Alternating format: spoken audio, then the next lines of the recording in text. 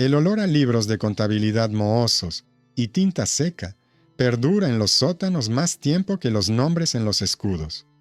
Sobre las mesas hay pilas de papeles cuidadosamente atadas, en las que se promete compensar la vergüenza, valorada según el peso de la plata. Según estos contratos, la joven esposa se convierte en una tabla de riesgos y la boda en un caso de seguro. Mientras en los barrios burgueses se extienden nuevos manteles y se sirve vino dulce, en las tranquilas oficinas se hace otro tipo de cuentas. Las cuotas llegan a tiempo, los pagos nunca. Amigos, os saludo. Aquí está vuestro narrador. Escribid en los comentarios desde dónde nos veis, de qué ciudad y de qué país. Para mí, es importante saber hasta dónde llega nuestra historia. Poneos cómodos, dejad a un lado vuestras tareas y, si podéis, apagad cualquier ruido molesto a vuestro alrededor. Que disfrutéis de la escucha. En la ciudad, que en las crónicas se denomina libre, pero que en realidad se sostiene sobre juramentos, monedas y miedo, a finales del siglo XVI se formó una nueva moda entre las familias adineradas. Al son de las campanas del ayuntamiento, bajo el dominio de la Casa de Habsburgo y los estatutos locales, aprobados por los magistrados, los comerciantes y proveedores adinerados de la corte firmaron contratos en los que los acontecimientos de la noche de bodas se describían como riesgos asegurados. Los documentos prometían lo que no se podía prometer. Si el matrimonio se deshonraba, se pagaría una suma que cubriera la pérdida de reputación, la posible renuncia del novio o el reajuste de la dote. Los contratos se denominaban eufemísticamente pólizas de honestidad. En los mercados, en las tiendas de los escribanos, se decía que era un instrumento civilizado para una época en la que el honor equivalía al crédito. En los libros de los notarios había hojas con los sellos de las grandes casas comerciales. Junto a ellas, cajas ordenadas con lacre, donde se guardaban las condiciones escritas. No divulgar, no presentar el documento sin el consentimiento del novio, confirmar el acontecimiento con expertos. Se llamaba expertos a personas que no tenían formación médica, según los criterios universitarios, ni mandato eclesiástico para investigar, pero que contaban con cartas de recomendación de un corredor. El plan parecía impecable, precisamente porque no había nada que pudiera verificarse. Las condiciones subrayaban que el hecho del matrimonio deshonroso se establecía según la conclusión de dos personas perspicaces designadas por el mediador. Las familias pagaban cuotas anuales con la esperanza de obtener protección contra los rumores, la repentina ruptura del novio y el control excesivo de los parientes. En realidad, lo que obtenían era un certificado sin peso ni sello. El secretario del tribunal municipal, un hombre cuya mano estaba acostumbrada a tres cosas: los estatutos, los libros de multas y los registros de fiadores, observó en los informes un patrón repetitivo. El dinero iba al corredor, del corredor a sus expertos, y luego volvía a la casa del mediador en forma de honorarios por consultas. En los libros de pagos no hay nada. Más bien, hay líneas sobre consuelo parcial, que en total no llegan ni a una décima parte de lo aportado a lo largo de los años. La burguesía, convencida de que los seguros eran un signo de modernidad, aceptó esta novedad como parte de la disciplina general del dinero.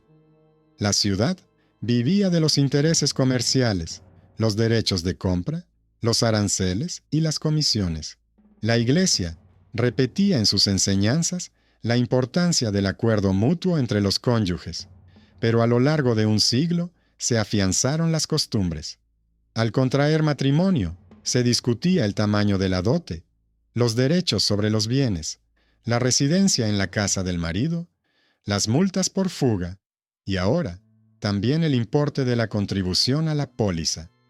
Los notarios sabían que cualquier intento de estampar el sello del ayuntamiento en documentos de este tipo daría lugar a una disputa con el magistrado.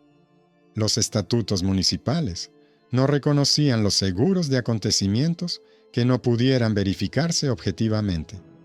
El corredor lo entendía y eludía los estatutos.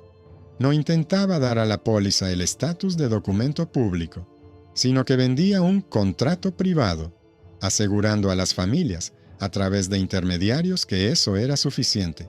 En los baños públicos, donde los estatutos del gremio de bañistas permitían hablar de salud y asuntos familiares, a menudo surgía la palabra protección.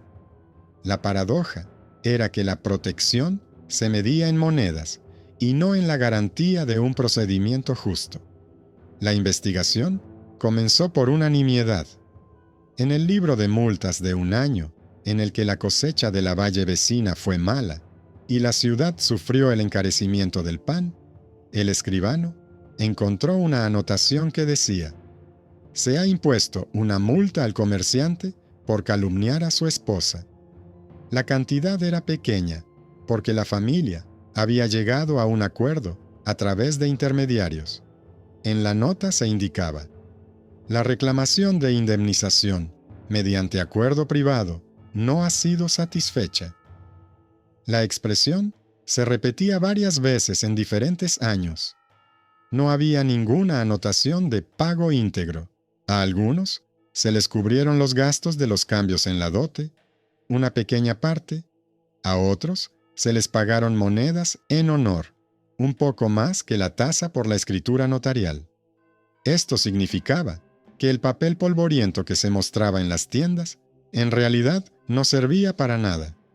El escribano, un hombre de la clase servil de los ciudadanos que había jurado ante el magistrado, abrió el registro donde se anotaban los fiadores y los intermediarios y vio el nombre familiar del corredor junto a los apellidos de los expertos. La pista conducía a un barrio donde se encontraban las oficinas de evaluación de daños por incendios y robos en las carreteras. Esa evaluación se regía por unas normas: inspección de 2 maestros del gremio, papel timbrado, registro ante el jefe. Aquí, en lugar de maestros y jefes reales, figuraban testigos honrados, designados por quienes fijaban la tarifa. La economía del cuerpo se convertía en la economía de las formulaciones. Los que recibían dinero por ello eran declarados deshonrados. En los libros de la ciudad se conservan decretos sobre la lucha contra las falsificaciones de medidas y pesas, sobre las obligaciones de los notarios, sobre las facultades de los gremios. También hay líneas que regulan los contratos matrimoniales: la obligatoriedad de 2 testigos al acordar la dote, la posibilidad de arbitraje en caso de disputa sobre bienes, el derecho de la esposa a los objetos personales indicados en el cofre. No hay ningún decreto en el que la integridad física se reconozca como un riesgo asegurable. Las enseñanzas de la Iglesia enumeraban los pecados, pero no los valoraban en monedas. Los tratados médicos que llegaban a través de las ciudades universitarias hablaban de prácticas saludables, pero no proporcionaban herramientas para registrar los acontecimientos de los que se susurraba. El escribano reunió estos papeles, los colocó uno al lado del otro y vio una imagen sencilla. El mito prometía protección financiera del honor. El documento mostraba el seguro de lo no asegurable. Cuando el corredor, en la siguiente temporada de contratos matrimoniales, envió promesas a través de intermediarios conocidos, se le acercó una fila de nuevos clientes de la élite artesanal. En ese mismo periodo, apareció en la tienda del farmacéutico del gremio un experto de manos cuidadas que ofrecía consultas sobre salud femenina y entregaba cartas con formulaciones sobre integridad digna de respeto. El farmacéutico, hombre prudente, señaló que el consultor no tenía título universitario, pero este último tenía cartas de los comerciantes en las que elogiaban su discernimiento, y una carta con el sello del administrador parroquial sobre su buena fe en los asuntos de caridad. Estas cartas parecían convincentes hasta que se compararon sus fechas con los libros de multas. Los testimonios aparecían precisamente cuando el corredor recibía el siguiente pago, y a continuación comenzaban las denegaciones de pago con formulaciones inventadas. El primer giro se hizo evidente cuando el escribano visitó la parroquia vecina para hablar con el párroco, que figuraba entre los recomendadores del experto. En los libros parroquiales de ese año, el párroco estaba de viaje. Las cartas del recomendador las firmaba su ayudante. La entrada sobre la expedición de la carta de recomendación coincidía con la entrada sobre la donación para la reparación del tejado, realizada por el mismo intermediario que llevaba clientes al corredor. Resultó que el experto y sus personas de referencia formaban parte de una misma cadena. Se les consideraba personas respetables, porque se habían rodeado de una apariencia de caridad y comportamiento familiar ejemplar, pero en realidad vivían de las comisiones. En los documentos, su honor estaba construido a partir de figuras de papel, elogios y recomendaciones que se escribían a cambio de donaciones. Los artesanos, que creían en el orden, lo aceptaban como una señal de fiabilidad. El segundo giro se produjo cuando una familia intentó aplicar la póliza en la práctica. El novio, tras recoger rumores, se negó a continuar con el matrimonio y exigió que se revisara la dote, alegando palabras sin fundamento, pero repetidas insistentemente por los vecinos. La familia de la novia presentó el contrato y las cuotas pagadas a tiempo.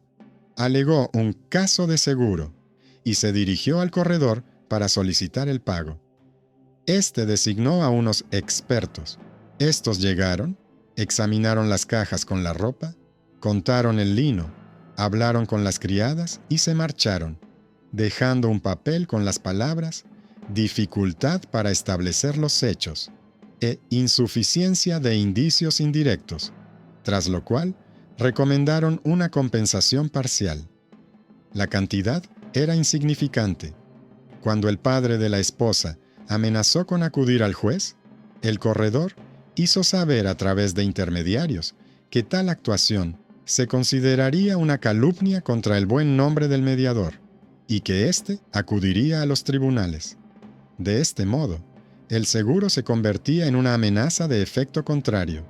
Al pagar por la protección, la familia quedaba atada por una red de cartas de recomendación y se arriesgaba a recibir una multa por intentar recuperar lo que era suyo. El tercer giro surgió de la práctica médica.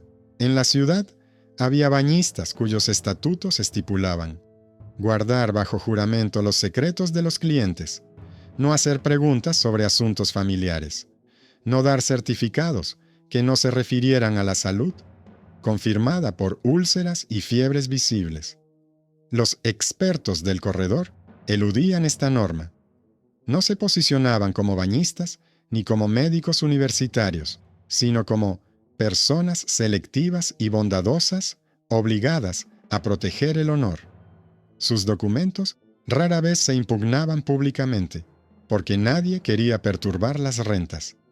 Pero el escribano encontró en el archivo una queja de la bañera. A los bañistas les quitaron 2 maestros con apellidos conocidos, que se fueron al corredor, que prometía remuneraciones más altas por los dictámenes escritos. Esto suponía una amenaza directa para el orden público. Los gremios perdían el control y el derecho a examinar y testificar en asuntos de salud quedaba en manos de personas cuyas firmas dependían de las comisiones. Mientras la red del corredor se extendía, el magistrado ya se enfrentaba a las consecuencias indirectas. En la ciudad se multiplicaron las rescisiones rápidas en las disputas sobre la dote. Los familiares del novio alegaban pérdida irreparable del honor, aunque no existían documentos de las autoridades públicas que confirmaran este hecho indiscutible. Los documentos privados tenían peso en un círculo reducido, pero no eran equivalentes a los actos notariales. El escribano preparó un informe en el que comparó los estatutos y los contratos. En una columna, las ordenanzas municipales sobre los contratos matrimoniales y la tutela. En otra, las pólizas de honorabilidad. La diferencia era evidente. El registro de cosas por las que se podía exigir una indemnización en los estatutos se limitaba a los objetos materiales y al dinero. La honestidad no figuraba como objeto asegurado. Anexó una tabla con ejemplos, indicó los años, los apellidos y los topónimos dentro de los barrios urbanos, evitando los nombres propios de los jóvenes cónyuges para no aumentar el revuelo. El resultado no parecía una sensación, sino una tranquila contabilidad. Cada caso era un pago insuficiente. Cada conclusión era un experto dependiente. La amenaza de demandas por difamación se convirtió en la táctica principal del corredor. El intermediario no actuó públicamente. Sus representantes enviaban cartas a través de notarios en las que mencionaban conversaciones que mancillaban la honra y el buen nombre, insinuaban insultos a las doncellas y exigían ante el magistrado que se pusiera fin a la difusión de juicios perjudiciales. Funcionó. Los artesanos no estaban acostumbrados a litigar contra personas alabadas en las parroquias, pero el magistrado no podía permitirse el lujo de guardar silencio. Si en la ciudad las leyes sobre pesos y medidas protegen al comprador del engaño, ¿por qué no proteger a las familias de las promesas ficticias? El escribano no presentó una acusación, sino una lista de cuestiones de procedimiento. Las copias de sus notas aclaran la lógica. ¿Qué documento confirma el siniestro? ¿Qué autoridad pública reconoce el hecho si por su propia naturaleza no se puede verificar? ¿Qué estatuto gremial otorga poderes a las personas que firman los dictámenes? Al pie de cada nota hay líneas con los estatutos. El gremio de bañistas no lo concede. El gremio de médicos exige un título universitario. El gremio de notarios prohíbe formalizar contratos basados en condiciones que no se pueden verificar. El mito cedía ante el papel en cada casilla de la tabla. Paralelamente, recopiló las cifras económicas y todo por escrito, tal y como exigía el procedimiento. En 5 años, pasaron por manos del intermediario al menos 2.000 monedas de contribuciones acumuladas. Durante el mismo periodo, según fuentes independientes, se concedieron consuelos por un importe que no superaba las 200. Pagos completos. 0. En el cálculo, solo se incluyen los casos documentados, ya que los acuerdos verbales quedan excluidos por definición. Estas cifras frenaron la conversación. Los que creían en la buena misión de la póliza se vieron obligados a reconocer que era un instrumento para convertir las contribuciones en comisiones. Cuando el inspector de las autoridades superiores regresó a la ciudad con noticias sobre nuevos impuestos sobre la sal y nuevas instrucciones para los tribunales municipales, el magistrado aprovechó el momento. Al debatir el último decreto del emperador sobre el procedimiento de registro de contratos, los jueces compararon las prácticas locales y los requisitos generales. La decisión fue pragmática y drástica: prohibir cualquier póliza privada en la que el evento no pudiera ser validado por la autoridad municipal o los maestros del gremio. Invalidar los contratos en los que actuaran como expertos personas sin el título estatutario correspondiente. Ordenar a los notarios que no formalizaran ni conservaran dichos documentos. Obligar al intermediario a devolver las primas correspondientes a los años en los que no hubo siniestros reconocidos legalmente. Esta resolución no fue una victoria moral, sino una operación administrativa. Se confiscaron los sellos de los corredores, se revisaron los libros y se devolvió parte del dinero. La historia no terminó con una sola decisión. Las familias que para entonces habían perdido parte de la dote debido a las rescisiones rápidas, acudieron al magistrado con solicitudes para que se tuviera en cuenta el daño. El tribunal no podía conceder una indemnización basándose en rumores, pero podía devolver las cuotas retenidas ilegalmente. La Casa del Intermediario calificó esto como un ataque a la libertad comercial. En respuesta, el secretario presentó a los jueces copias de los estatutos sobre asuntos de letras de cambio, en los que se establece que el libre comercio solo es posible cuando el objeto de la transacción es claro. El honor, según su definición, no es objeto de comercio. Esta tesis se consagró con palabras concisas en la sentencia, y en ese lenguaje se hizo comprensible para cualquier tendero. A pesar de la sequedad del papel, se podía ver el dolor humano detrás de él. A las chicas que se convertían en esposas en condiciones de una economía del cuerpo al revés, se les quitaba no solo el derecho a la protección, sino también la posibilidad de hablar sin miedo a ser acusadas de difamación. A los hombres que querían mantener la dignidad de la familia, se les quitaba el dinero y la confianza en que en la ciudad se aplicaba una ley comprensible. A todos, el tiempo. Las enseñanzas de la Iglesia, que en aquella época llevaban la cuenta de los pecados, no establecían tarifas monetarias. Los tratados médicos, que describían las dolencias femeninas según la estación, no proporcionaban herramientas para confirmar los acontecimientos privados. El corredor llenaba el vacío entre el miedo y la ley.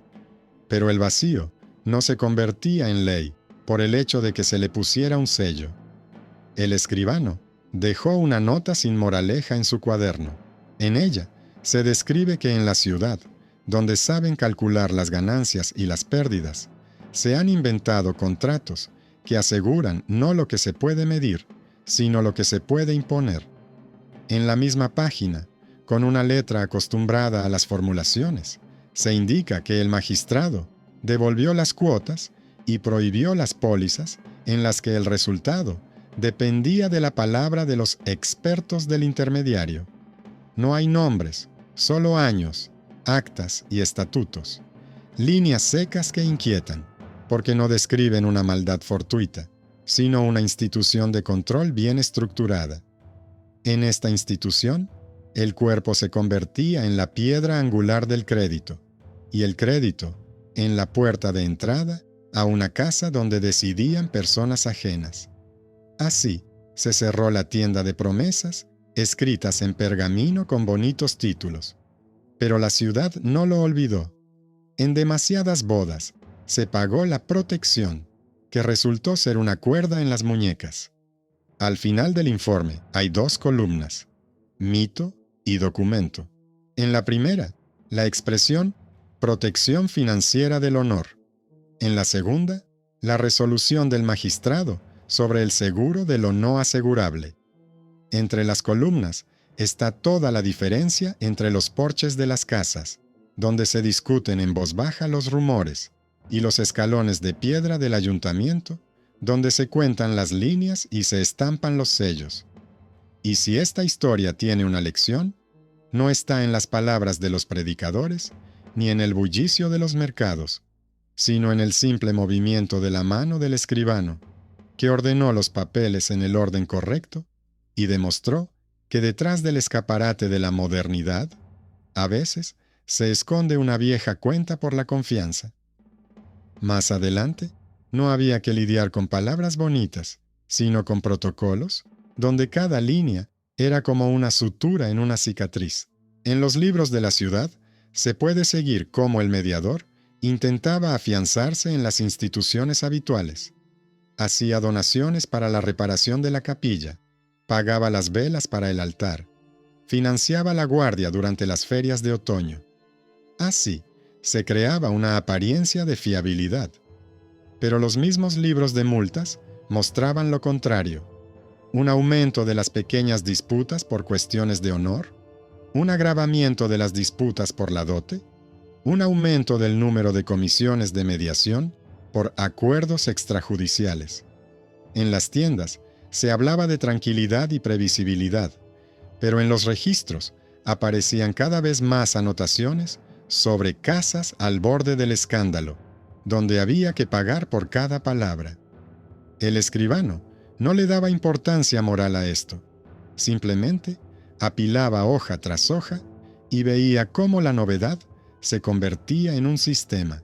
Un detalle desagradable salió a la luz cuando el magistrado ordenó verificar los sellos de las cartas de recomendación de los expertos. En la ciudad se aplicaban normas estrictas, los estatutos del gremio de bañistas, el orden de los certificados médicos y las facultades de los notarios estaban regulados por separado. Los sellos de las parroquias y las cofradías debían registrarse en un libro aparte. Al cotejarlos, se descubrió que parte de las impresiones de cera estaban moldeadas con lacre fresco de la misma matriz, aunque según los documentos, las cartas procedían de diferentes barrios e incluso de parroquias vecinas. Lo que se consideraba un amplio círculo de confianza resultó ser obra de una sola persona. El escribano señaló esto como una contradicción, y el mediador, a través de sus apoderados, comenzó a convencer a los ancianos de que no dieran a conocer el asunto, recordándoles las donaciones. En respuesta, el anciano de la cofradía de bañistas, un hombre no blando, pero obligatorio, levantó sus propios libros. Los dos maestros que se habían ido con los expertos tenían derecho a examinar solo dentro de los baños y solo por motivos de salud, confirmados por signos evidentes de enfermedad. Sus firmas, en los casos de honor, contradecían los estatutos del gremio. La red de expertos se desmoronaba precisamente en el lugar donde debía parecer impecable. Luego, se volvió aún más inquietante. En el archivo del ayuntamiento se encontró un borrador de contrato en el que un intermediario ofrecía a la casa mercantil un reaseguro de los riesgos de honor con un tercero en la ciudad vecina. El documento no llegó a recibir el sello, pero en los márgenes había anotaciones a lápiz, cálculos de comisiones, porcentaje por atraer clientes, intereses por inspección encubierta. Según las cuentas, la familia pagaba una cuota una vez al año. El intermediario cobraba su parte de inmediato. Los expertos recibían sus honorarios cada vez que se les consultaba, y el reasegurador no pagaba nada por definición, ya que no reconocía el hecho legalmente. El esquema estaba construido de tal manera que el dinero subía por los escalones y solo volvía a bajar en forma de velas benéficas y pequeños consuelos. Cuando el escribano comparó estos cálculos con una serie de denegaciones, obtuvo una tabla precisa de dependencia.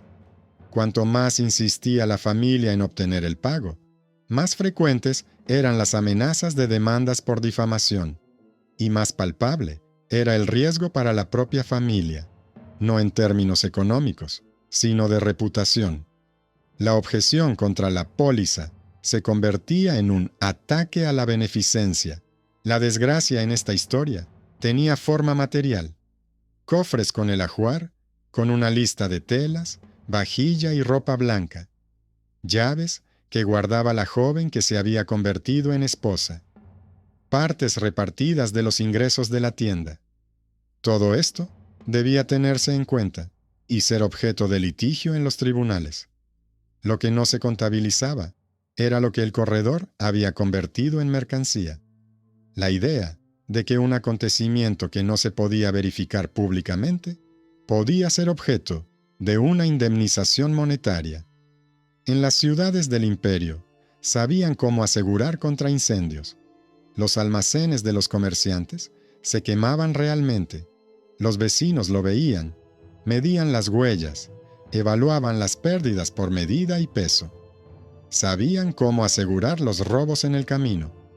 La caravana llegaba sin parte de los fardos. Los testigos lo registraban. La guardia y el tribunal intervenían.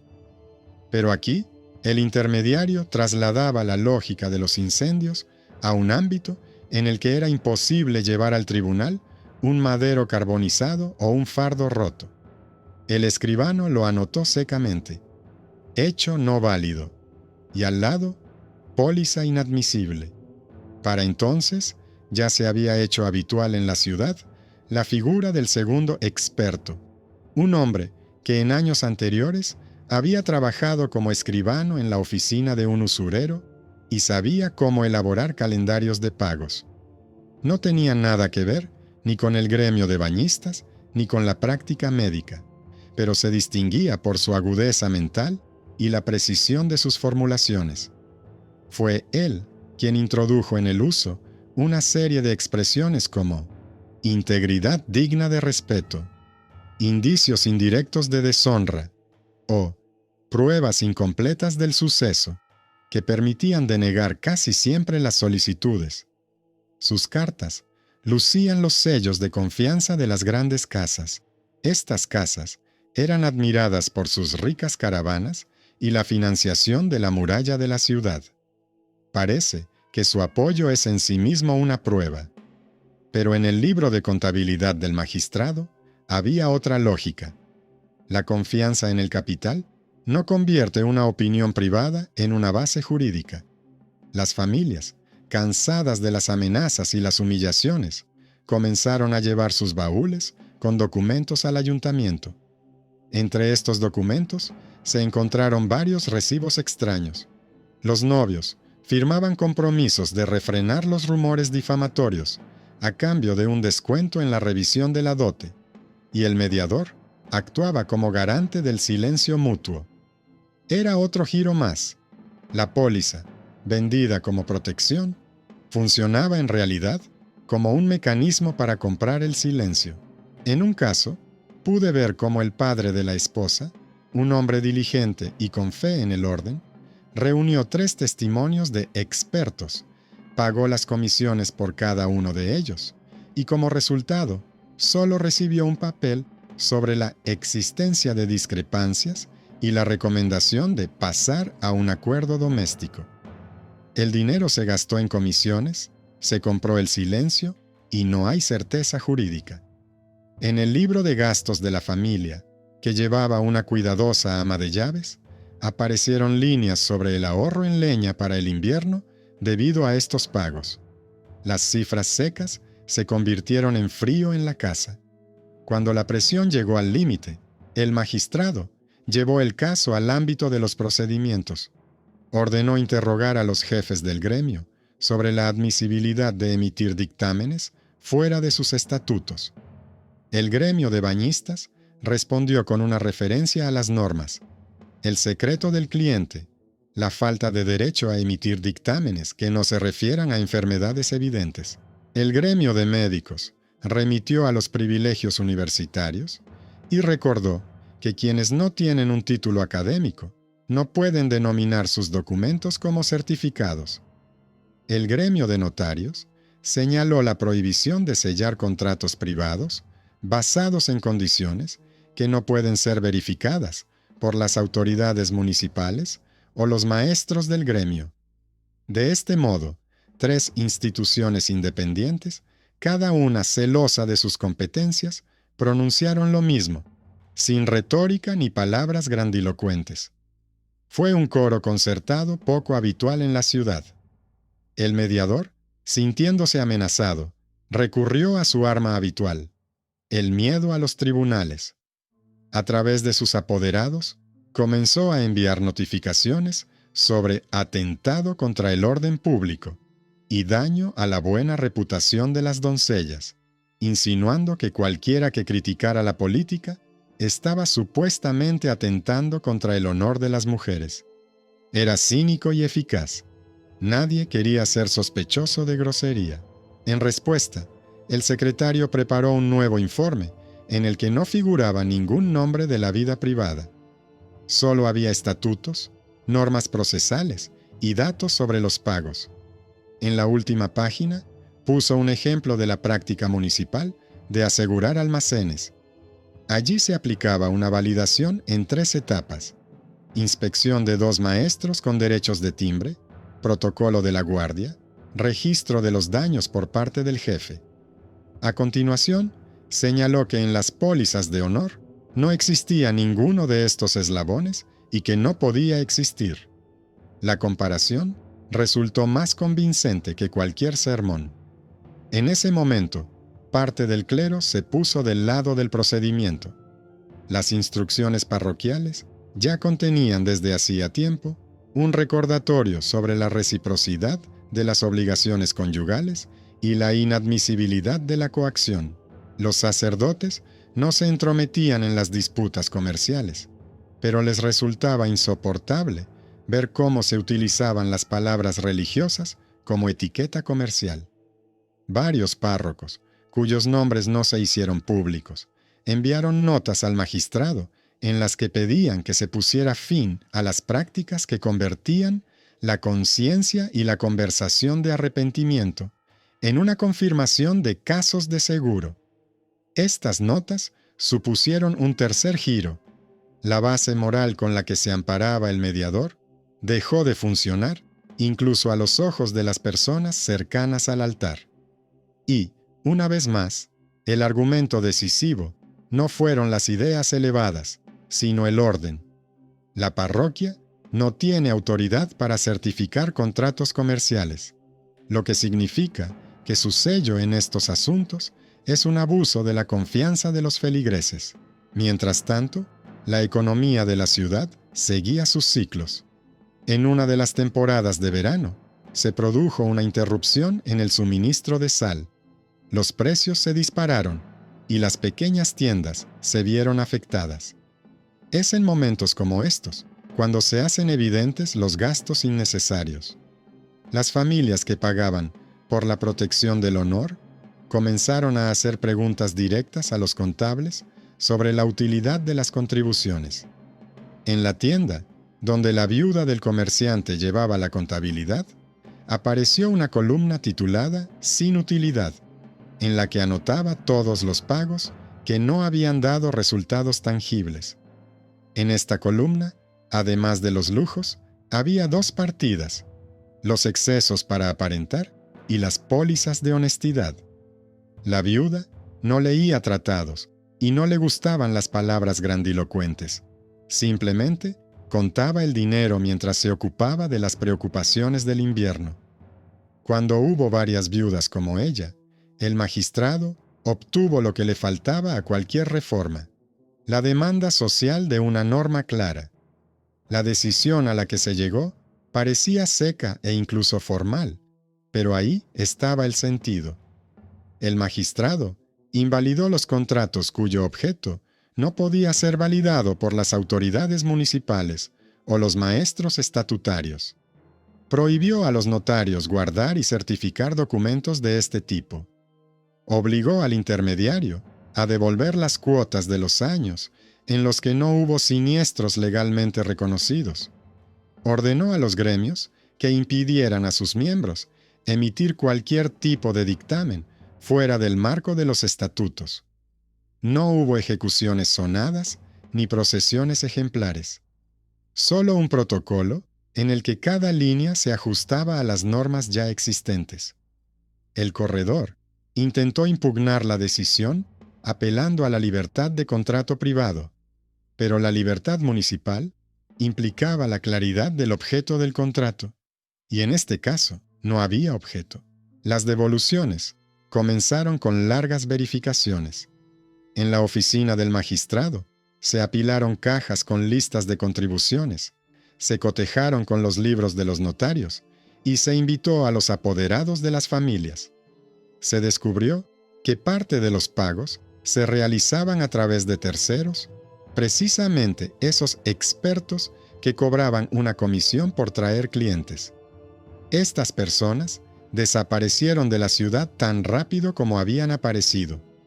Algunos se marcharon bajo la apariencia de peregrinos. Otros se escabulleron en la feria de invierno sin pagar el alojamiento. Algunos regresaron con peticiones de perdón por pobreza.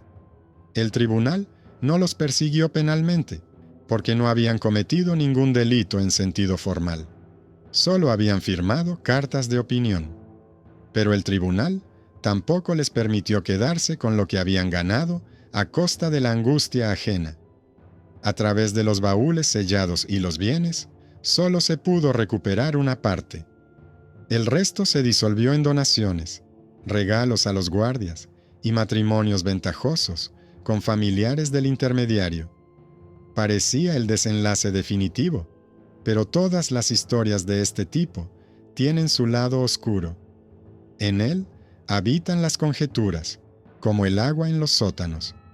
Las personas acostumbradas a medir el honor con monedas no abandonaron su costumbre de inmediato.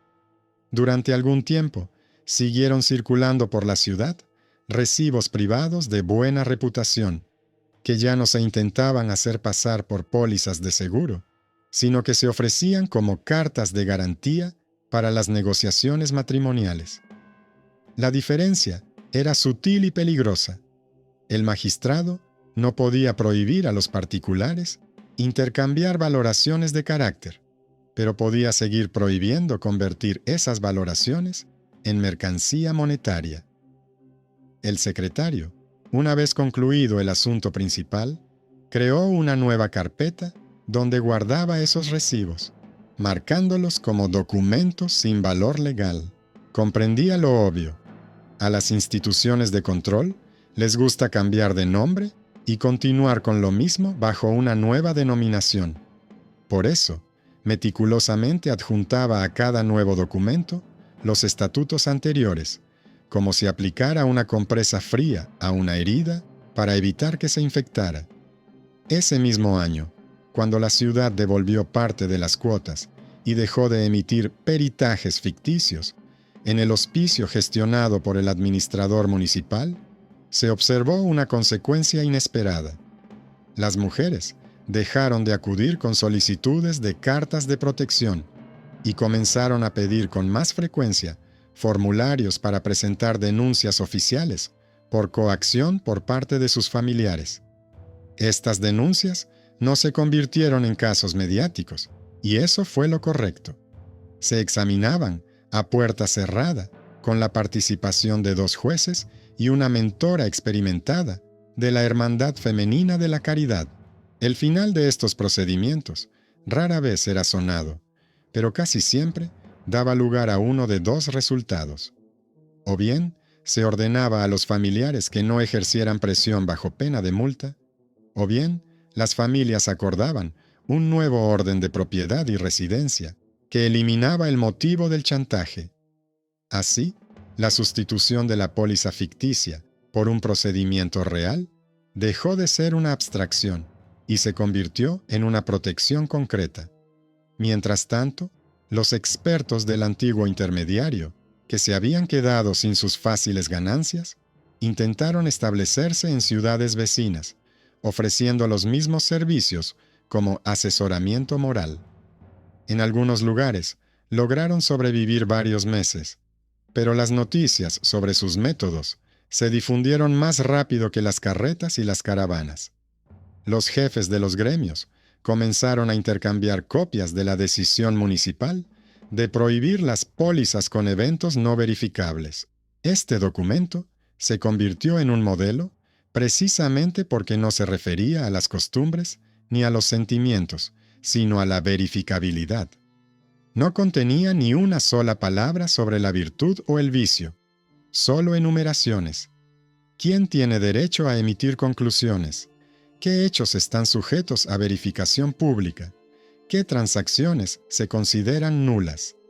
En las oficinas administrativas gustaban estos textos por su idoneidad para ser adjuntados a solicitudes, quejas o letras de cambio.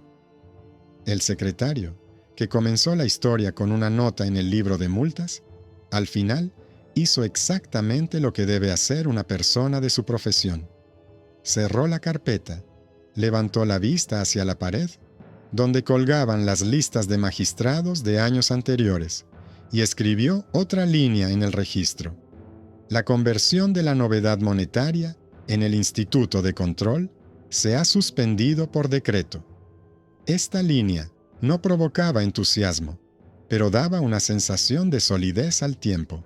La ciudad no se volvió mejor ni más limpia, simplemente dejó de pagar por la promesa de proteger lo que no se puede verificar.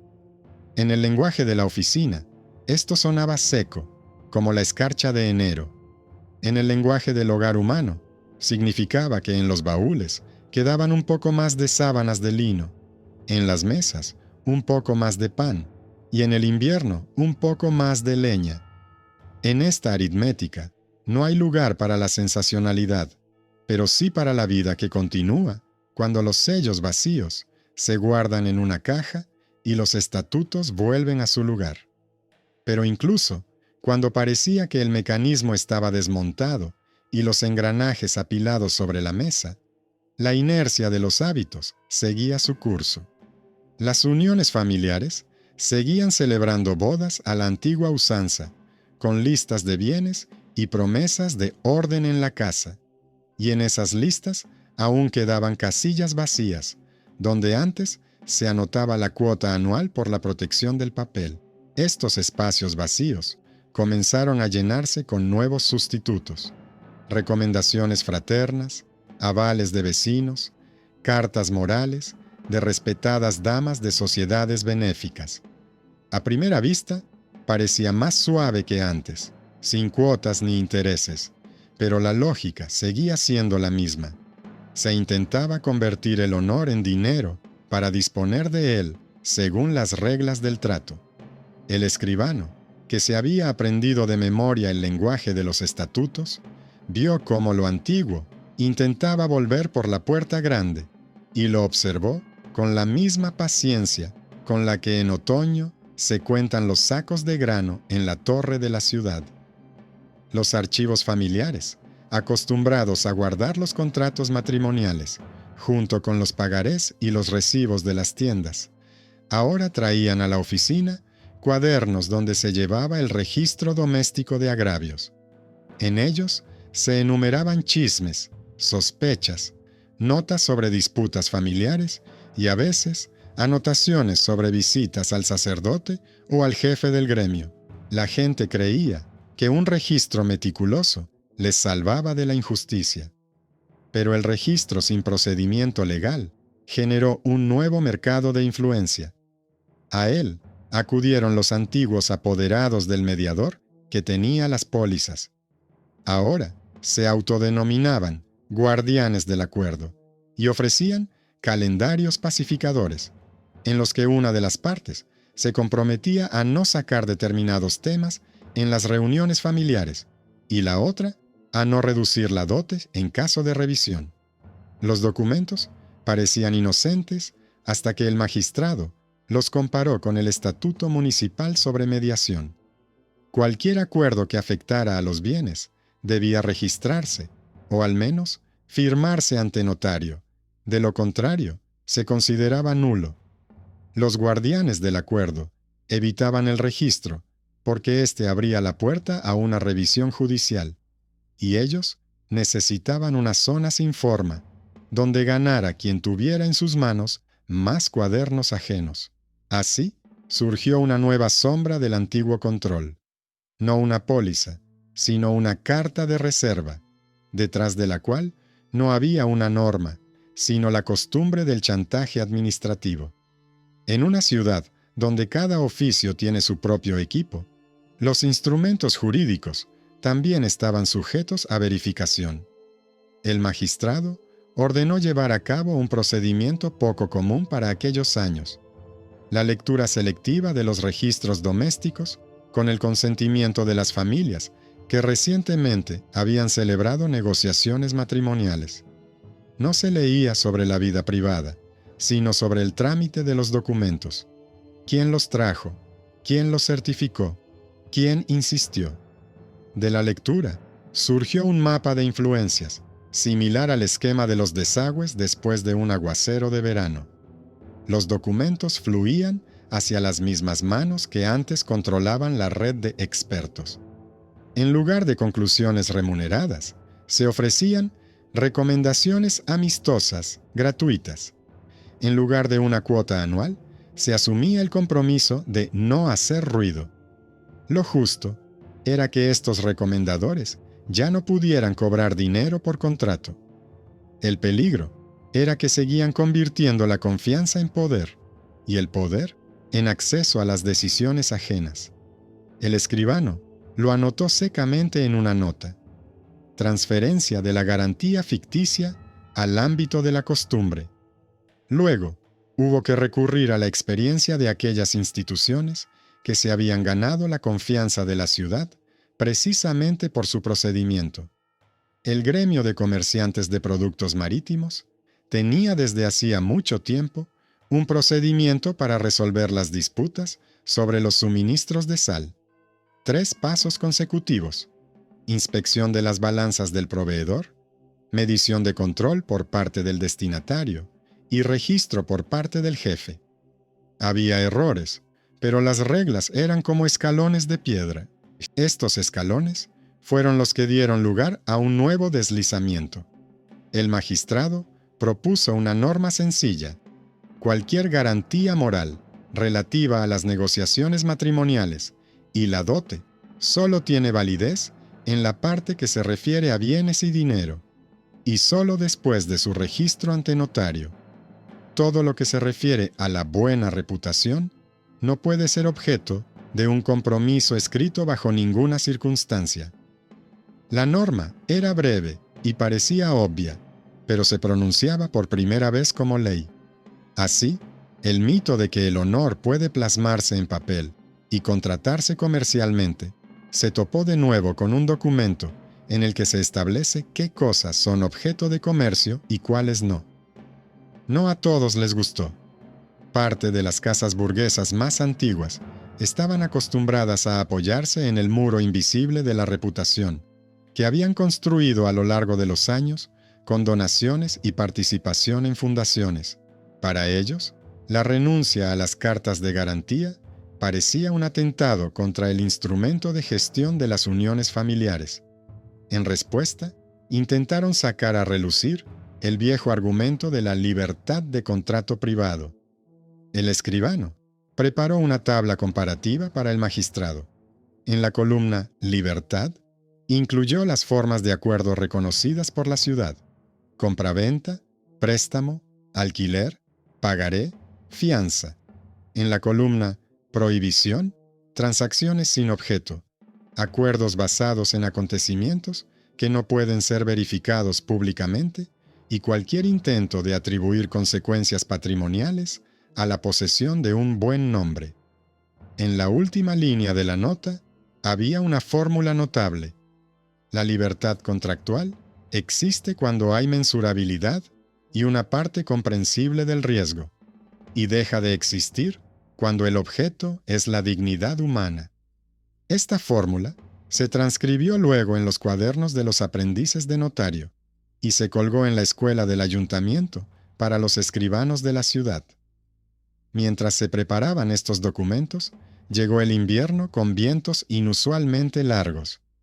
En esos meses, la ciudad escucha los sonidos a través de las puertas: cómo cruje la nieve bajo los pies del vigilante, cómo zumba la cuerda del pozo, cómo se entrecruzan las conversaciones en las habitaciones cálidas.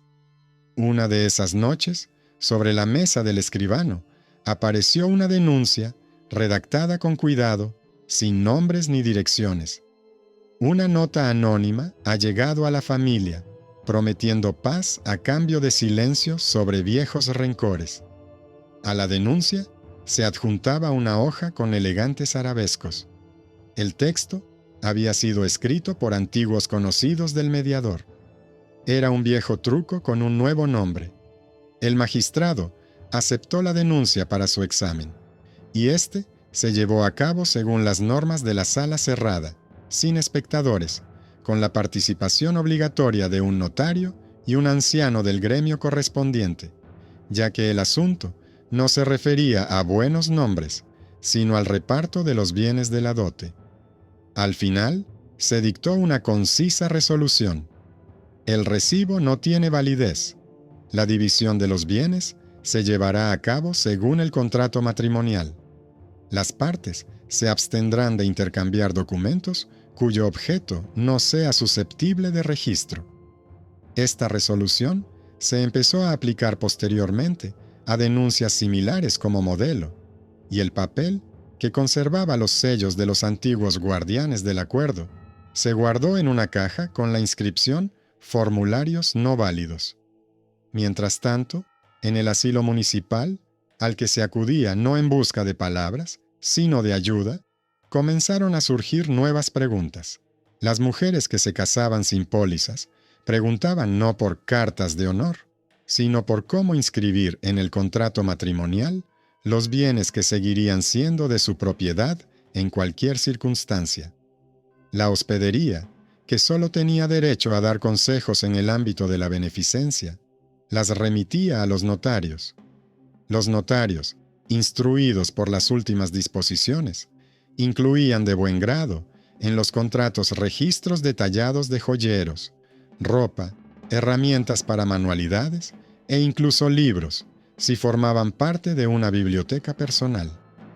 Parecía una nimiedad, pero precisamente esas nimiedades resultaron ser más sólidas que cualquier carta de garantía. Los objetos inscritos en el registro permanecían en poder de quien los había traído a la casa. Al final, una cajita con agujas protegía mejor que un recibo de paz en la familia. Esta es la parte económica de la nueva práctica. En lugar de un seguro ficticio de lo no asegurable, apareció un inventario detallado de lo que debía registrarse, discutirse y protegerse. En las ciudades vecinas, la innovación fue acogida de diferentes maneras. En algunos lugares, se limitaron a una recomendación verbal, en otros, pidieron copias de las decisiones.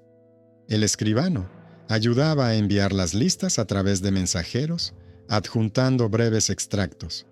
Una lista de formas prohibidas de seguro de honor, un extracto del estatuto sobre la inadmisibilidad de los acuerdos fuera de los gremios, modelos de cláusulas matrimoniales correctas sobre los bienes personales.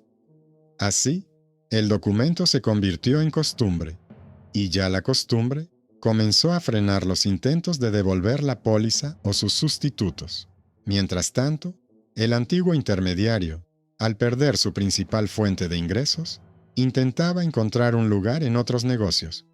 Ofrecía mediación en litigios prolongados, en los que se discutía por el transporte a través de lugares pantanosos. Intentaba entrar en la producción de jabón bajo la apariencia de proveedor de ceniza. Pero la reputación, construida sobre comisiones de confianza, no soporta bien los objetos sólidos. Tenía que comerciar con cautela, ocultar su pasado, y aún así, en los libros de los ancianos, a veces aparecía su apellido, en asuntos que requerían astucia, pero no el sello del gremio. Paralelamente, ocurría algo que no se podía medir con el peso del sello, pero que se podía anotar en un cuaderno escolar. A los pocos años de la prohibición de las pólizas, el número de casos de difamación contra las mujeres disminuyó, y cuando se producían, los tribunales solían imponer multas por intentar ejercer presión a través de la opinión pública, y no por ofensa al honor. Cambió la distribución del tiempo en el ayuntamiento. En lugar de interminables sesiones sobre casos sin contenido, se dedicó más tiempo a resolver disputas materiales, en las que el tribunal podía resumir el resultado en pesas, longitudes y monedas. La guardia se distraía menos con redadas morales en las casas de la burguesía y acudía más a los almacenes y mercados. Es decir, la ciudad empezó a emplear su fuerza donde su uso daba resultados, y no donde la fuerza se sustituía por la apariencia. Y sin embargo, en los rincones más recónditos de la tradición, siempre hay personas dispuestas a colgar el viejo cartel en un nuevo gancho. En una de las temporadas otoñales, apareció en la plaza del mercado un escribano ambulante que ofrecía cartas para tranquilizar a los familiares. No hablaba de honor, sino de buenas costumbres y respeto mutuo. Sus textos no tenían fuerza legal, pero eran agradables a la vista. Alrededor de esas hojas se reunía fácilmente una multitud, sobre todo cuando había muchos forasteros en la ciudad, y todos buscaban una señal rápida de fiabilidad. El magistrado no se dedicó a perseguir las palabras, ya que eso habría supuesto un cambio radical en un caso en el que bastaba con una ligera presión. Colgó un breve anuncio en las entradas del ayuntamiento. La ciudad solo reconoce la validez de aquellos documentos en los que el objeto de la transacción pueda contabilizarse, medirse y verificarse. Cualquier carta sobre el carácter de las personas no es motivo para acciones patrimoniales. Así, el documento volvió a adelantarse al mito, no con un grito, sino con un cartel en la puerta, por la que de todos modos hay que pasar. Mientras tanto, en la casa del escribano se acumularon las carpetas grises.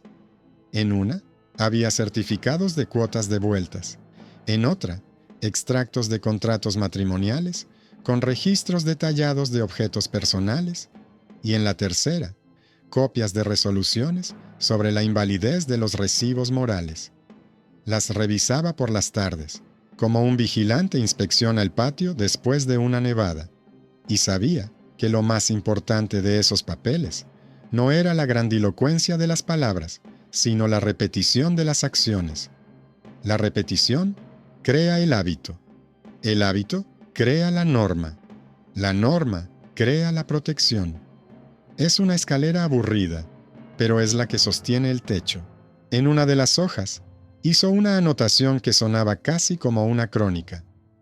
La conversión del miedo en registro ha concluido. Los intentos de convertir el registro de nuevo en miedo han sido frustrados por la norma. Esta anotación no se mostró a nadie, pero el aire de la ciudad se volvió un poco más cálido gracias a ella. Los años siguientes trajeron nuevas pruebas. Las carreteras se cubrían de bandoleros, se extinguían por el impuesto sobre la sal o revivían gracias a las caravanas con telas. Cada uno de estos avances ponía a prueba la solidez de las normas recientemente establecidas, y cada vez se mantenían porque se aprendía a explicarlas de forma sencilla. Los notarios, al redactar los contratos matrimoniales, repetían con gusto una breve fórmula.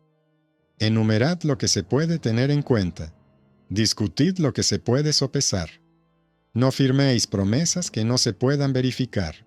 Los sacerdotes, al instruir a los jóvenes esposos, les recordaban la reciprocidad, pero añadían que la reciprocidad no se asegura, sino que se desarrolla en la vida. Los ancianos del gremio, al resolver las disputas, remitían a la misma placa de la puerta del ayuntamiento. Así, la costumbre de las garantías vacías perdía peso y se convertía en un eco del pasado. ¿Y qué pasó con los que ya habían perdido? Algunas familias quedaron marcadas, una dote reducida, relaciones estropeadas con los familiares, deudas que tuvieron que pagar durante años. El magistrado no podía reescribir el pasado, pero podía establecer una modesta práctica de verificación tardía, en la que los cuadernos con los registros domésticos se llevaban a la oficina, y los escribanos ayudaban a reescribir parte de los registros en el lenguaje del derecho vigente. Como resultado, las anotaciones de deuda, cuando se basaban en recibos morales, se declaraban inválidas, y los registros de bienes daban lugar a la devolución de los objetos retenidos sin fundamento legal. No hubo ninguna sensación, solo la ropa volvió a los baúles, las herramientas a las mesas de costura y los libros a las estanterías. Según los criterios de las crónicas, se trata de nimiedades, pero según los criterios de la casa, es un alivio comparable al primer deshielo. En algún momento de este periodo, un viejo intermediario, envejecido antes de tiempo, intentó abordar un nuevo tema: las cartas de confianza sobre la fiabilidad de los comerciantes. Calculaba que, si la honorabilidad de las mujeres ya no se vendía, se podía vender la confianza en la tienda. Pero en este sector llevaban mucho tiempo funcionando formas sólidas: la fianza y el pagaré. Allí ya reinaban los números, los plazos y los sellos, y no quedaba espacio para las antiguas artimañas. Sus nombres desaparecían de los protocolos, disolviéndose en notas sobre pequeños servicios y destinos desafortunados. El silencio que rodeó ese final no fue un acto de misericordia, sino que simplemente, en el lugar donde antes bullía su red, llegó la rutina, que no soporta bien a los artistas. Una tarde, ya entrada la noche, el escribano se quedó hasta tarde en la oficina vacía, revisando los documentos solicitados por la ciudad vecina. La sombra del reloj de la torre se proyectaba sobre la ventana, y él anotó en su cuaderno una breve frase. El documento mantuvo el equilibrio allí donde el mito exigía un tributo. No era un grito de victoria, era el conocimiento de un oficio similar al de la carpintería. Si las vigas están colocadas correctamente y en el orden adecuado, la casa resistirá el viento, el invierno y el calor de las estufas. Y si alguien viene después y ofrece vender el aire bajo el techo, el escribano tendrá una breve frase en papel timbrado, que es más barata que cualquier promesa y más fuerte que cualquier letrero. Poco a poco, quedó claro que para la estabilidad del nuevo orden no bastaba con una sola prohibición. Se requería la costumbre de verificar, casi artesanal, como el afilado diario de un cuchillo en una piedra de afilar. Por lo tanto, el magistrado amplió la práctica de las verificaciones silenciosas. En cada disputa sobre los bienes matrimoniales, los escribanos sacaban las decisiones anteriores como modelos, y en cada caso en que se intentaba introducir un recibo moral, lo marcaban con un sello sin valor y lo adjuntaban al expediente, para que ningún apoderado pudiera referirse a él como precedente en el futuro. Así se fue formando una nueva red, no una red de personas, sino una red de procedimientos. No requería nombres famosos, solo disciplina, y fue precisamente esta disciplina la que se convirtió en la viga maestra, que no llama la atención, pero sostiene la casa. En las subastas urbanas, esto se traducía en un simple gesto. Cuando las familias discutían la unión, en lugar de vagas garantías sobre la buena reputación, se ponía sobre la mesa una copia del contrato matrimonial con el registro de los bienes personales, la lista de obligaciones mutuas en el hogar, las condiciones de residencia y el gasto de la dote. Además, los notarios comenzaron a incluir una cláusula sobre la inadmisibilidad de la transferencia de cualquier carta sobre la moralidad a terceros como base para las decisiones patrimoniales. Al principio, las grandes casas resoplaban, como si se les obligara a aprender a leer y escribir de nuevo, pero pronto apreciaron la claridad de las cuentas. El contrato dejaba de depender de los rumores y cada nueva unión reforzaba la previsibilidad del comercio. Donde antes los intermediarios se movían en las sombras, ahora se oía el chirrido de las plumas que redactaban las listas de telas, vajilla, herramientas, participaciones en la tienda y participaciones en los ingresos de las caravanas. Sin embargo, los hábitos tienen raíces profundas. En la periferia de la ciudad, más cerca de los talleres de los curtidores y de los almacenes de resinas, se mantenía una familia que, por vieja costumbre, prefería resolver las dudas con la tercera palabra, es decir, la opinión de una persona respetada. En estos barrios, los antiguos ayudantes del mediador pusieron en marcha una nueva artimaña, la hoja de testimonio del buen entorno. La hoja parecía el acta de una reunión familiar en la que participaban dos testigos del entorno, personas respetables del barrio. En ella se constataba que las partes confirmaban su respeto y reconocían la paz. Al final, se añadía una línea en la que se indicaba que, en caso de violación de la paz, una de las partes tenía derecho a exigir una indemnización por deshonra, sin especificar la cantidad ni hacer referencia a los órganos de verificación. El documento no se denominaba póliza, pero repetía su esencia. Introducía una consecuencia monetaria en un ámbito que no estaba sujeto a verificación pública. El escribano observó la repetición de las formulaciones y ordenó una verificación selectiva de las firmas de los testigos del entorno. Resultó que, en la mitad de los casos, se trataba de las mismas personas que anteriormente habían redactado los dictámenes por encargo del corredor, y en la otra mitad, de personas que estaban en deuda con ellos por servicios de paz anteriores. Este fue el cuarto giro, el intento de restaurar el instrumento a través de la autoridad comunitaria. La respuesta volvió a llegar no con estruendo, sino con delicadeza. El magistrado aprobó un breve acta. Cualquier declaración testimonial del entorno solo se tendrá en cuenta en la parte en la que se describan hechos que puedan verificarse en términos materiales, y cualquier amenaza de indemnización por deshonra sin relación con obligaciones materiales se declarará nula. El acta iba acompañada de una instrucción para los jefes de barrio. Una persona respetable no es un cargo, por lo que cualquier firma sin autoridad gremial o municipal no puede convertirse en una pala que saque monedas del cofre ajeno. Los jefes colgaron esta instrucción en las puertas de sus tiendas, junto a las tablas de multas por retrasos, en las guardias nocturnas y la suciedad en los bancos. El papel tenía un aspecto cotidiano, pero funcionaba donde trabajaban los pequeños detalles del patio, a la entrada, a la vista, a la altura de los ojos.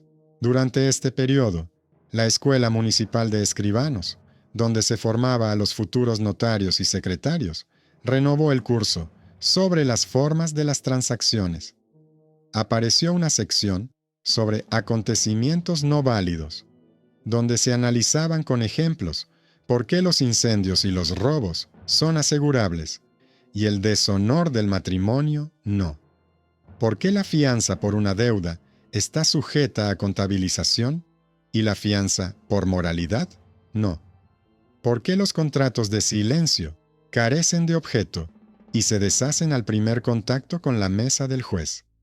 Los libros de texto estaban escritos de forma árida, pero en su interior se reflejaban casos recientes, sin nombres, sin dramas, solo lógica.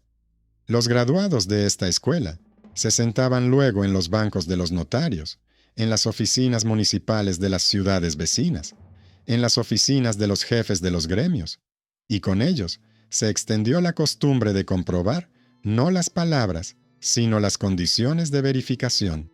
Así se resolvió la principal cuestión oculta: ¿cómo hacer que la memoria no dependiera del carisma de un solo escribano y de una sola composición de magistrados?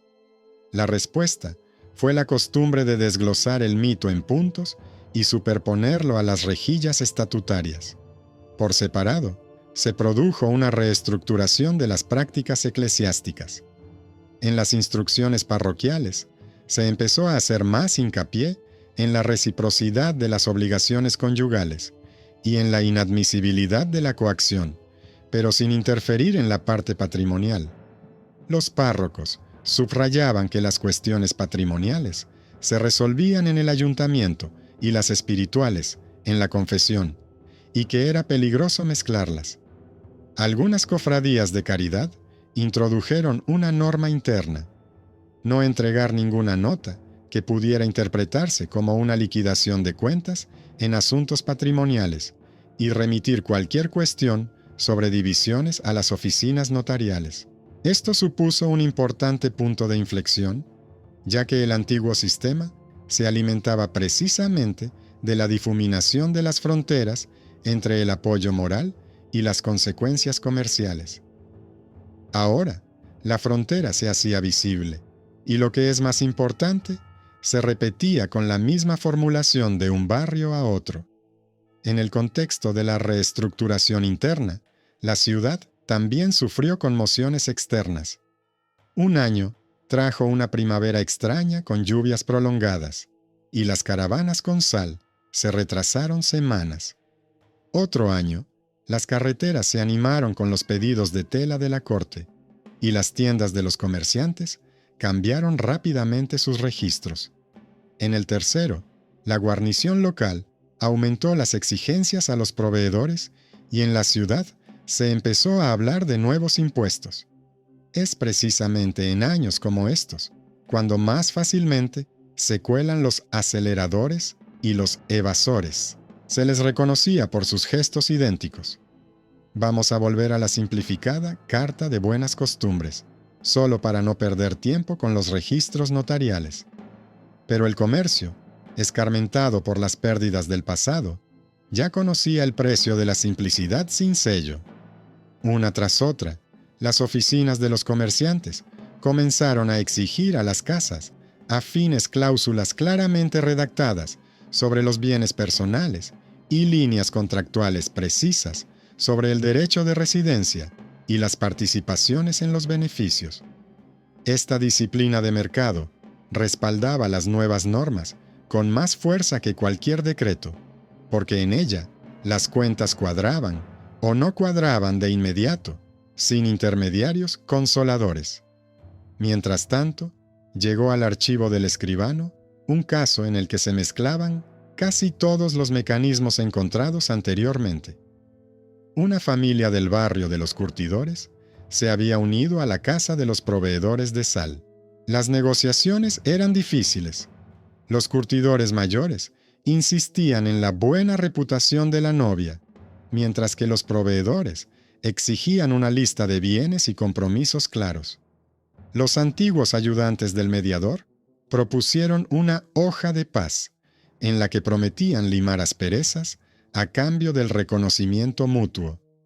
La hoja se insertó en el contrato como un anexo sin sellar y conllevaba la amenaza de devolver la influencia monetaria al ámbito de lo no válido.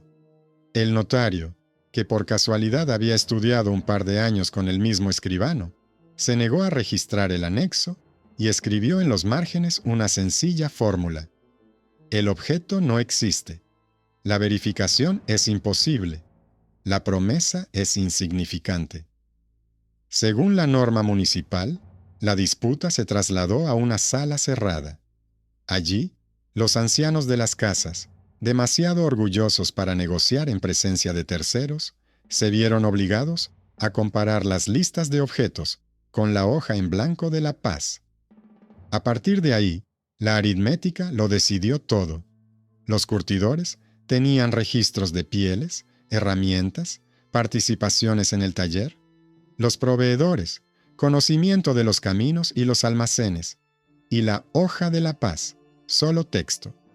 La hoja reforzó su insignificancia con su propia presencia y fue archivada en la carpeta sin efecto. La unión se estableció sobre la base de los bienes y las participaciones, y no sobre la amenaza de comprar el silencio. El escribano calificó este caso como un caso ejemplar sin ostentación. De vez en cuando llegaban noticias de fracasos desde las ciudades vecinas. Allí, donde los magistrados no prestaban atención a los mitos sobre el honor, refugiándose en un cómodo silencio, las pólizas de honestidad volvían bajo la apariencia de las buenas costumbres de antaño. Estas historias, por regla general, terminaban igual. Varios años de recaudación, ni un solo pago completo, amenazas de demandas por difamación contra quienes intentaban reclamar lo que era suyo. A veces, había incluso un toque oscuro. La policía intervenía con inspecciones morales en las casas de la burguesía, de donde a menudo salían donaciones por orden. Nuestra ciudad, ya escarmentada, respondía enviando copias de sus actas y breves recomendaciones, en las que no había moralismos, solo mecánica. Enumerar los objetos que se iban a inspeccionar. Prohibir cualquier consecuencia económica para los eventos no validados. Separar las instrucciones eclesiásticas y los procedimientos patrimoniales. Introducir en las notarías cláusulas estándar sobre los objetos personales. Allí, donde estas 4 líneas se volvían paralelas, el deslizamiento cesaba, como si dejaran de robar sacos de arena de los pozos. A nivel humano, los cambios siempre parecen menos efectivos que en el papel timbrado, pero es precisamente ahí donde reside su estabilidad. En las casas de la ciudad, disminuyeron las reuniones secretas en las que los mayores exigían papeles en honor. Había más contabilidad. Las familias llevaban cuadernos de gastos, en los que ahora no anotaban las cuotas por protección, y se dieron cuenta de que lo ahorrado en 3 líneas era suficiente para pasar el invierno sin préstamos. En las disputas matrimoniales, en lugar de amenazas de entorno ofendido, solía surgir la cuestión de los derechos sobre el baúl, la tela, el telar. En las tiendas, donde antes se aceptaban de buen grado las recomendaciones de los expertos, ahora se las miraba como si fueran el pronóstico del tiempo. Con curiosidad, pero sin consecuencias para la cuenta. Y en esta sequedad cotidiana residía la principal protección. La protección contra las personas acostumbradas a ganar dinero con el miedo a las palabras ajenas. El viejo intermediario, que en otro tiempo tenía el control, pasó sus últimos años tratando de colarse en cualquier resquicio. Iba al taller de los alquimistas, ofrecía regular los olores con los patios vecinos, intentaba vender consejos sobre el orden de la cola para la distribución de sal. Una vez, incluso llevó a la oficina una solicitud para abrir una oficina de asesores familiares, donde prometía armonizar. La solicitud quedó sin respuesta. El tema no estaba claro, no tenía autoridad, no se podía verificar. Se fue en silencio, como se van las personas que han perdido el lenguaje de su oficio. En otras crónicas, se escribe sobre personas así con malicia o con lástima. En esta historia, no hay ni lo uno ni lo otro, solo una estantería ordenada con expedientes, donde su firma se repite como una huella que ha permitido desmontar el mecanismo. El recuerdo de él se disolvió en la frase «comisiones de confianza», y esta fórmula se volvió mucho más aterradora que cualquier condena personal, porque reveló el esquema en sí. No era un vicio personal, sino el sistema. A veces, parecía que el resultado principal no era la prohibición ni las monedas devueltas, sino la aparición de un lenguaje común para hablar de los límites. La gente aprendió a distinguir dónde estaba la chispa de la disputa sobre las cosas y dónde la sombra de la influencia ajena, dónde estaba la ayuda y el consejo y dónde el intento de vender aire bajo el nombre de honor. Los escribanos, notarios, jefes de gremios e incluso los mentores parroquiales, repitiendo las mismas fórmulas, despejaron la niebla con botones y etiquetas. Este lenguaje era muy aburrido, pero el aburrimiento resultó ser la cura. Expulsó de los rincones del miedo ese temblor especial con el que especulaban los expertos. Y si alguien intentaba volver a ofrecer un seguro contra el matrimonio deshonroso, en la puerta del ayuntamiento le esperaba el mismo cartel. Se admite el seguro para pérdidas que puedan ser verificadas públicamente. Cualquier promesa de indemnizar lo que no se puede demostrar es insignificante, y junto a ella, los notarios no tienen derecho a sellar dichos documentos. Estas 2 frases salvaron más hogares que decenas de vagos sermones sobre la moral, porque en lugar de llamamientos, ofrecían un mecanismo. Al final de una de las gruesas carpetas donde se guardaban los extractos de los casos, había una hoja con un breve resumen, escrito a mano por el mismo escribano que una vez había notado la primera incongruencia en el libro de multas. El resumen constaba de 3 líneas. La primera: el mito, la protección financiera de lo que no se considera una cosa, se descompone en fórmulas. La segunda: el documento, una lista de condiciones verificables, una lista de derechos y obligaciones, se introduce en los contratos matrimoniales y en las normas gremiales. Tercero, en estas 3 líneas se apoyaron las amenazas de demandas por difamación y se desmoronaron. Entre líneas, un silencio similar al que se respira en una oficina vacía después de cerrar los casos, cuando solo se oye cómo se enfría la estufa. Este silencio no promete el paraíso, pero ofrece la oportunidad de vivir sin intermediarios que comercian con la inquietud.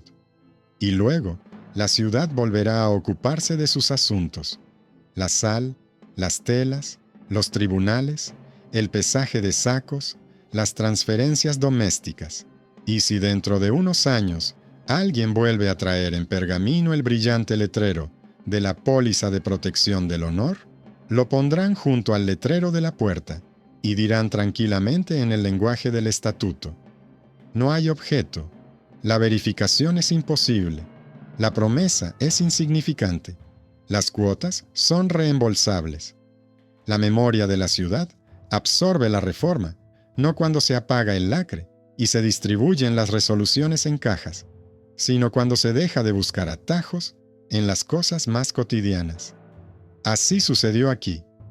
La costumbre de comprobar quién firma, cómo se confirma el objeto del contrato, a dónde van las monedas, se afianzó no solo en el ayuntamiento, sino también en los hogares, en los cuadernos de cocina, en las pulcras notas de las amas de llaves, en las instrucciones a los ayudantes de los notarios. Sobre esta base surgió la siguiente capa de protección, que antes no se le había ocurrido a nadie.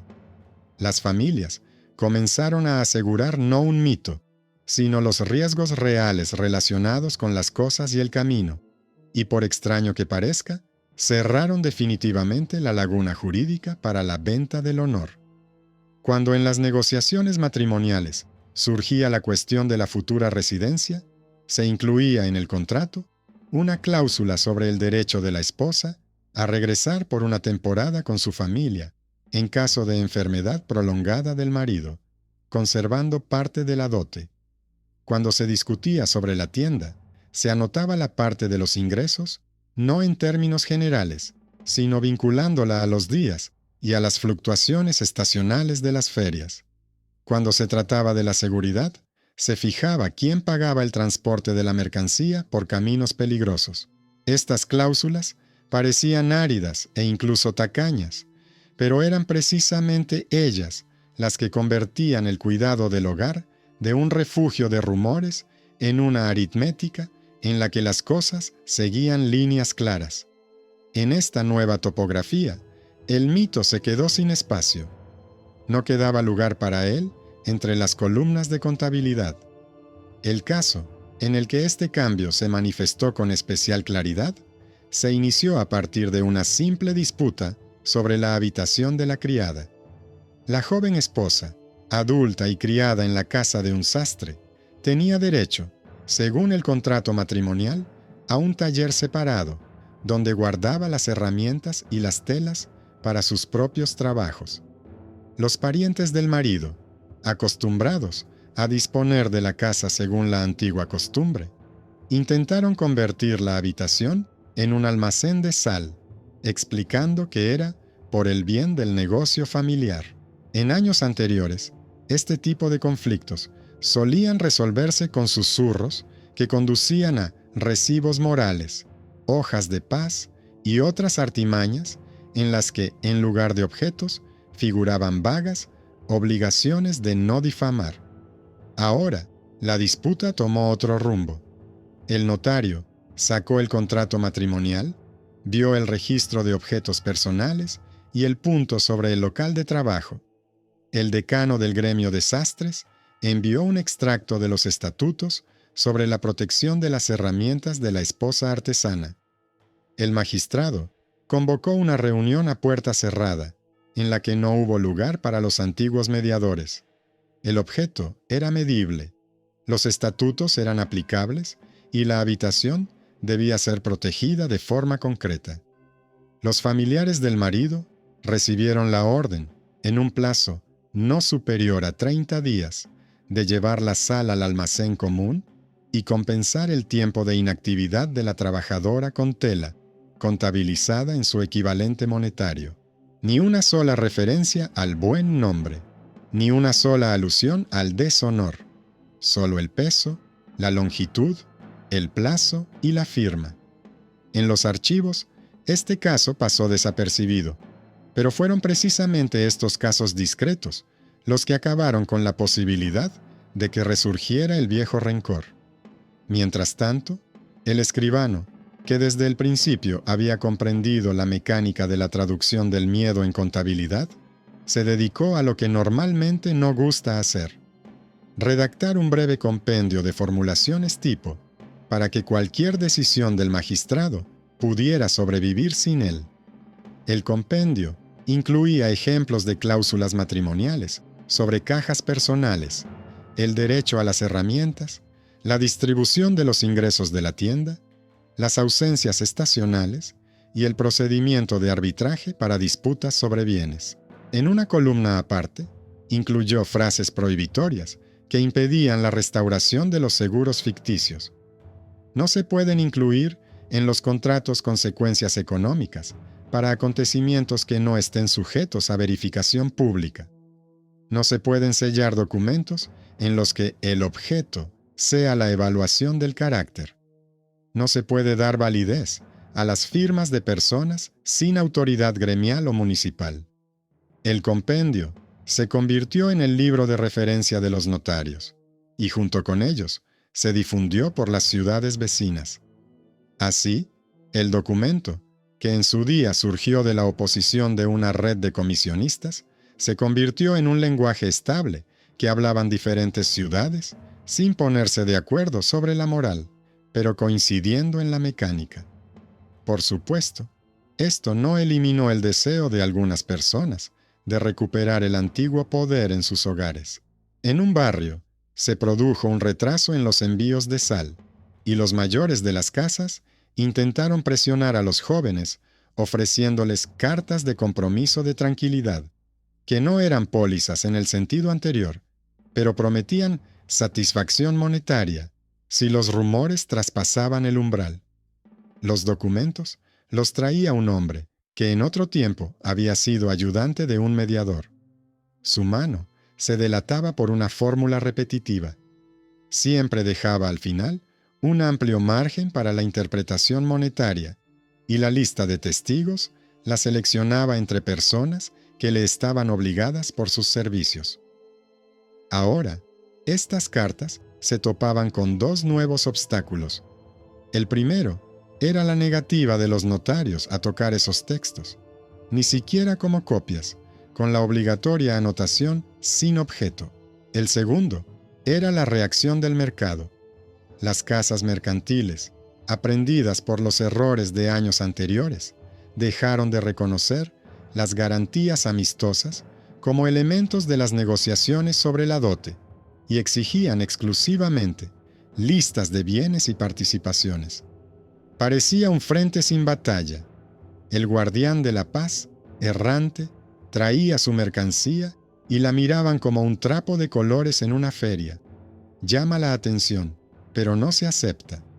Paralelamente, se produjo una corrección importante, pero casi invisible, en la práctica eclesiástica. Los párrocos, conservando el derecho a conversar con las familias sobre la reciprocidad y la misericordia, se negaron a expedir cualquier nota para su presentación en disputas seculares. Anotaron en los libros parroquiales una regla interna: las solicitudes de confirmación de buena reputación se envían al notario y las solicitudes de castigo por difamación al magistrado, y en ninguno de estos casos se utiliza el sello de la parroquia.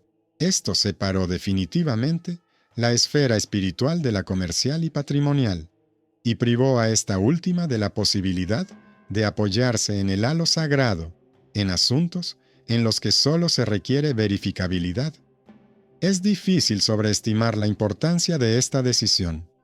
La antigua red del corredor, como demostró la investigación, se sostenía sobre 3 pilares: las recomendaciones de las casas ricas, las donaciones compensatorias y las vagas autorizaciones eclesiásticas. Si se elimina una pata, la red se tambalea. Si se eliminan dos, se desmorona. Aquí, todo se desmoronó de inmediato, porque las ciudades vecinas, tras conocer la decisión del magistrado, adoptaron por turno normas similares. En el horizonte se vislumbraba la gran política. Las grandes ciudades del imperio disputaban el derecho a cobrar el impuesto de las ferias, y en la centenario disputa por el control de las rutas de la sal, unas veces una casa y otras veces otra obtenían privilegios. Estos cambios siempre traen consigo personas dispuestas a vender aceleración. Los antiguos agentes del corredor intentaron reorientar sus habilidades hacia los certificados de fiabilidad para los almacenes, pero aquí se encontraron con un muro de procedimientos arraigados desde hacía mucho tiempo. Para los almacenes existían normas de inspección contra incendios, para las caravanas, protocolos de vigilancia y para las transacciones, fórmulas de letras de cambio. El intento de pegar a esto un papel moral parecía ridículo, como una bandera de colores en una balanza. Los jefes mercantiles enviaban a estos consultores a la puerta, donde se encontraba el cuadro de medidores, y allí solo quedaba el regusto de un oficio ajeno. Sin embargo, el aspecto más importante del cambio no se ve desde el salón del ayuntamiento ni desde las tiendas, sino desde el asilo y la escuela. En el asilo, donde antes acudían las mujeres para pedir cartas de protección, ahora pedían formularios para presentar quejas por la coacción a firmar documentos mundiales y por la retención de objetos registrados como personales. Los formularios eran sencillos, no contenían palabras sobre honor y gloria, solo líneas sobre el objeto, la hora, los testigos entre los vecinos y una referencia al punto matrimonial. Estas quejas se tramaban de forma rutinaria y solían concluir con una multa, la obligación de devolver los objetos o una advertencia por escrito a los familiares. En la Escuela Municipal de Escribanos, los profesores explicaban a los alumnos por qué los acontecimientos no válidos no se podían convertir en dinero y mostraban con ejemplos cómo el mito hace que la gente confunda la autoridad comunitaria con el poder. Esta educación funcionaba con retraso, como un horno que tarda en calentarse, pero luego mantiene el calor. Los graduados se marchaban a las ciudades vecinas y llevaban consigo la intolerancia hacia el contrabando verbal bajo la apariencia de un contrato. El avance de la nueva disciplina tropezó con otro delicado escollo, la frontera entre las costumbres domésticas y el derecho urbano. En algunas casas se guardaba un código de buenas normas, donde se anotaban los hábitos familiares, quién cede el sitio en la mesa, cuándo debe volver cada uno de la tienda, quién coge las llaves del almacén. Los antiguos cómplices del mediador intentaron convertir estos códigos en un instrumento de presión, proponiendo incluir en ellos cláusulas sobre déficit monetario en caso de rumores vergonzosos. La astucia radicaba en que el código se consideraba interno y no requería sello. El magistrado respondió con una construcción sutil pero decidida.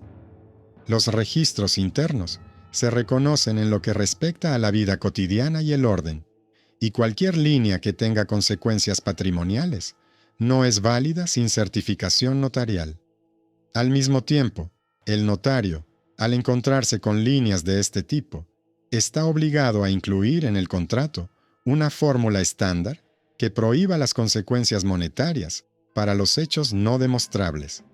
Así, la costumbre del orden doméstico se mantuvo, y el intento de volver a introducir la influencia monetaria en el hogar a través de los rumores se detuvo en la puerta de la notaría. Uno de los últimos intentos de la vieja maquinaria de control se produjo donde menos se esperaba, en la Hermandad de Benefactores. Varias damas respetables y 2 comerciantes mayores decidieron redactar cartas de garantía de prudencia moral para los jóvenes esposos, repartiendo estas cartas como muestras de protección. Las cartas supuestamente no implicaban dinero, pero en realidad se convertían en una palanca en las disputas familiares. Se llevó una carta de este tipo a la sesión del magistrado, junto con una denuncia por intentar reducir la dote a través de ella. En respuesta, el tribunal no aceptó las palabras altisonantes, sino que se dedicó a analizar las competencias. La cofradía tiene derecho a repartir limosnas y organizar cuidados, pero no tiene derecho a expedir documentos que se utilicen como prueba en asuntos patrimoniales. Junto con la decisión, se emitió un memorándum para las cofradías. Cualquier nota que afecte a las consecuencias patrimoniales carece de validez sin la certificación notarial y la verificación del objeto. Las cofradías, que valoran su reputación pública, retiraron rápidamente los formularios arriesgados, porque su poder no se basa en amenazas, sino en la confianza. En este contexto, se fue gestando lentamente un cambio final que no se nota si solo se mira el papel timbrado. Una nueva silencio se apoderó de la ciudad, un silencio que no era cobarde ni impuesto, sino tranquilo. Se notaba en cómo se dejó de mencionar los buenos nombres ajenos en las negociaciones, en cómo se dejó de llevar a casa papeles sin sellar, en cómo por las tardes en las cocinas se contaba más a menudo la harina y los leños, en lugar de repetir las discusiones de los vecinos. Este silencio se convirtió en lo contrario de la quietud con la que antes se compraba la paz. Antes, la gente guardaba silencio por miedo a las demandas por difamación y a la red de recomendaciones. Ahora guardaban silencio porque la disputa había pasado de la zona nebulosa de las palabras a la zona clara de las cosas, las cifras y los plazos. En esta claridad no había lugar para el seguro de honor, como no hay lugar para un mercado flotante en la tundra helada. Simplemente no puede funcionar allí.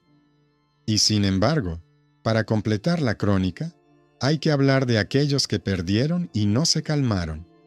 Entre ellos estaba la casa que en su día pagó las cuotas al corredor y no consiguió recuperar todo.